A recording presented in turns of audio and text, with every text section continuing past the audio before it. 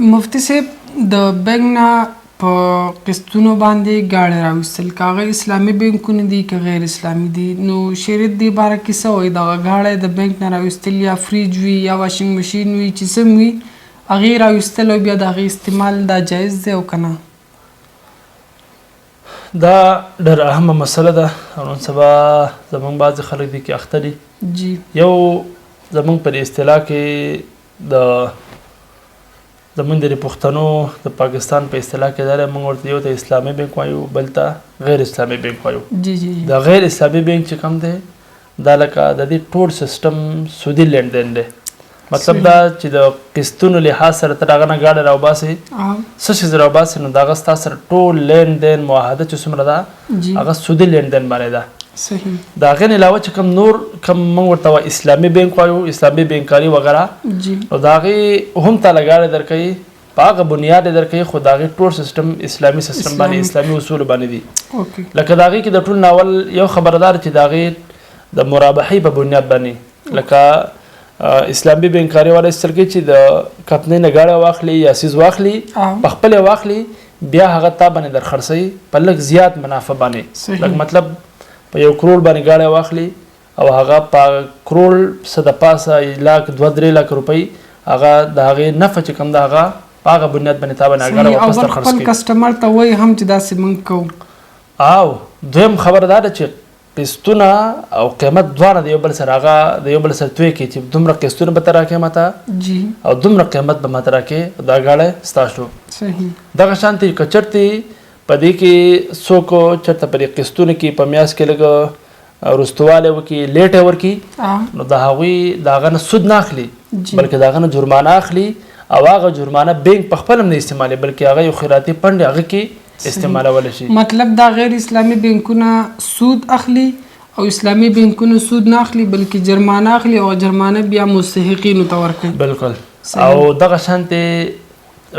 بل خبردار چې که چیرې ګاډی یا څیز راوباسې جی نو معاهده کې به ګوري چې په معاهده کې خو چېرته سودي څه شک وغیره نشته غیر شرعي نو د هغې لپاره ښه خبردار چې ته کله د اسلامي بینک نه څه څیز وغیره راوباسې ته به د یو مفتي نه یو عالم نه تپوس کوې چې په کوم ترتیب باندې زه هغه ګاډی راوباسم صحیح نو پکار دا ده چې موږ تاسو په دې کې ډېر زیات احتیاط کوو جی او مفتي صاحب زموږ دا پاکستانیان خو ډېر عجیبه خلک دي دوی اکثر وایي چې دواړه یو څیز دی هسې د مولیان خپې اوبو ته کوي صحیح ده یا زموږ بعضې خلک وایي پاکستان دی وایي ړنده کاته ده چلیږي پکې او جی نو څنګه دا رښتیا د کاته را که نه ریالټي دي کې شته ګوره دې خبره باندې زه پوه کړو زموږ اکثر خلک ناپوهه دي نه پوهېږي په دنیا کې یو هستي ده د هغه نوم شیخ الاسلام دی صحیح لکه خلک وایي که نه په دنیا کې یو شیخ الاسلامي او د هغه نوم مفتي تقي العثماني دی جی د دې اسلامیک بینکارۍ آغاز مفتي تقي صاحب کړی دی په پوره پاکستان کې څومره بینکونه چې دي ټول هغه طرف ته روان دي اسلامي بینکارۍ طرف ته روان دي د پاکستان نه علاوه په بار ملکونو کې ملایشیا ترکی په بار ډیرو ملکونو کې د اسلامیک بینکارۍ په ترتیب باندې د تقي صاحب چې کوم تجویزات دي کوم اصول مرتب کړل په هغه ترتیب باندې څومره بینکونه دي هغه دغه طرف ته روان دي نو دا موږ ته څومره ګټه راکړی کېږي چې د سود نه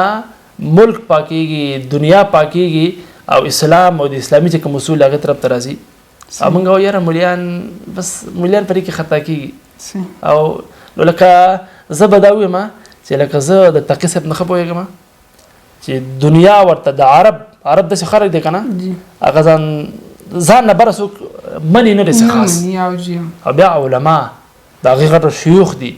او چې هغوی تقي صاحب ته شیخ الاسلام لقب ورکړي که نه نو تقي صاحب به څوک او بل مفتي صاحب یو خبره ده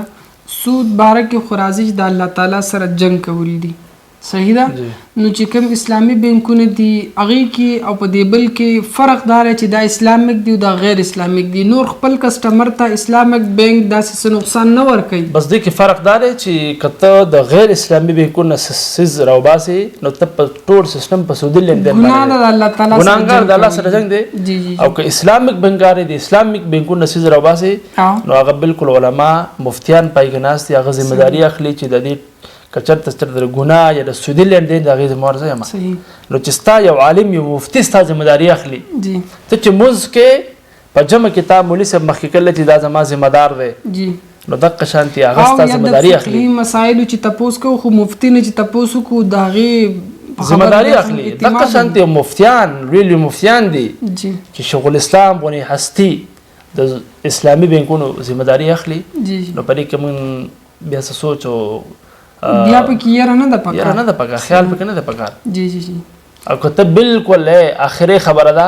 کته بالکل وی چې یاره زما په کې بیا هم شک دی نو ښه خبره ده چې ځان دې وساته ځانته وساته یا بالکل د بانکونو نه ځان وساته او که خامخا بانکي دغه خرید او فروغ موږ دا خبره کوو اکاونټ جوړه علما دا وایي جی وای ښه خبره ده چې ځان دې وساته جی که بیا هم ستا ضرورت دی تاسیس راوباسي نو لاړ شه اسلامي بانکاري طرف ته غیر سودی بینک نه ځان وساته صحیح دا خبره ده او جی شکریہ جزاک الله